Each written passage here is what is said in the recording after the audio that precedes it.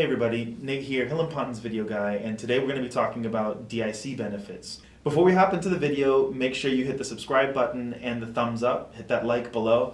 It'll go a long way in helping these videos reach the people who need this information. Today, I'm joined by attorney Allison. How are you doing, Allison? I'm good, how are you? Doing pretty well.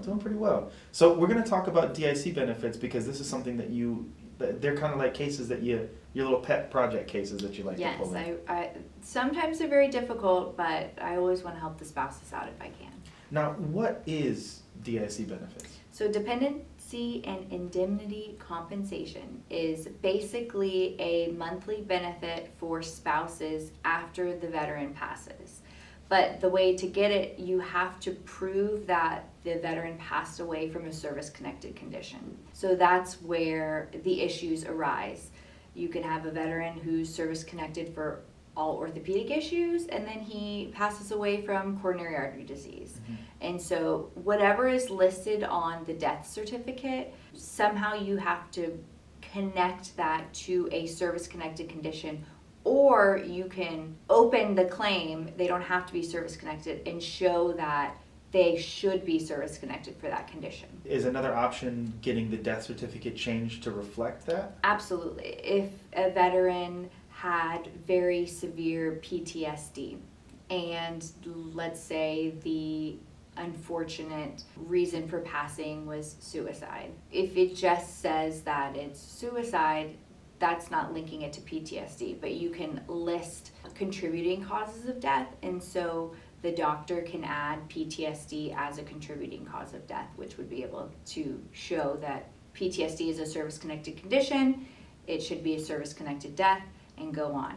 But let's say that they didn't list PTSD, well, you can get a medical opinion to show that the suicide was caused by the PTSD. So you can still get it, it's just more difficult. Instead of just being a one-off, okay, PTSD is on the death certificate, you get the benefits, it's going to be denied and you have to appeal it and get additional medical information and opinions and such. So DIC benefits, how long do you receive those benefits that are awarded to you? So you receive them for as long as you're living, unless you remarry. I think it's prior to 57. But yeah, if you don't remarry, you continue to maintain those benefits. Or if you remarry after a certain age, then you'll continue to maintain those benefits through your life.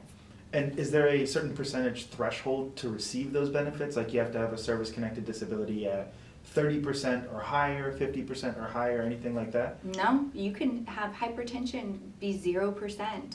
And if hypertension's listed on the death certificate, or you can show that the hypertension led to the coronary artery disease, which is on the death certificate, you get that monthly benefit. And that's something that people question about if it's financial, of what amount you get. No, it's one set amount that every spouse gets for DIC, and it changes annually for cost of living. So with DIC benefits, other than getting the death certificate changed, looking through the medical records to prove that this is what caused the veteran's death, is there anything else that can set you up for success beforehand, so maybe they wouldn't have to come to us to get help to prove that there is a connection for DIC benefits? Making sure that the doctor says that condition is due to service, because a lot of times your service-connected conditions aren't going to be what you pass away from.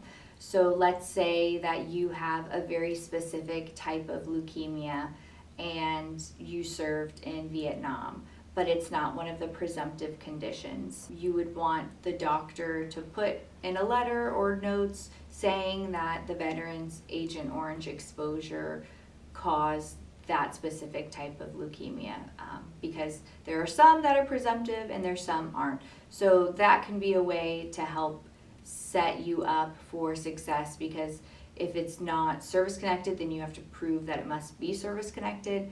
So getting that medical opinion, and always if it's someone who will add medical literature to it, that'll be helpful. Even just having a letter from the doctor saying that it's at least as likely as not that type of leukemia, sometimes that'll work on its own. And if you do need additional help, of course, we'll do whatever we can. Absolutely, yeah. So if you do need help with DIC benefits, go ahead and reach out to us. We have a link in the description below. But I think that covers everything wonderfully. So thank you for joining me, and thank you all for watching. Have a wonderful day.